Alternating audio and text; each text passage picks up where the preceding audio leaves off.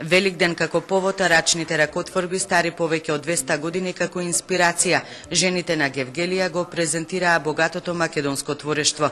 Ги извадија од ковчезите оригиналните народни носии изработени од природна свила и памук, за да се потсетат на своето минато, но и да им порачаат на младите, ако не можат да го изработуваат, да го чуваат ова вековно богатство.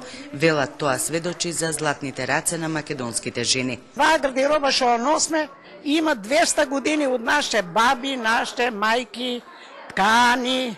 Најчесто се ракотворби изработени од свилена буба и везани со природна свила, а има и ракотворби изработени од природен памук и везани исто така со природен памук.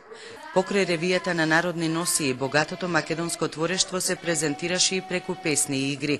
Средбата се одржа по 4-ти пат, а интересот за неа е се поголем. Карактеристично за оваа манифестација е што е инспирирана од богатата македонска традиција, богатото минато, кон кое се однесуваме и треба да се однесуваме со почит и пиетет. Ауро без трпеза не бидува.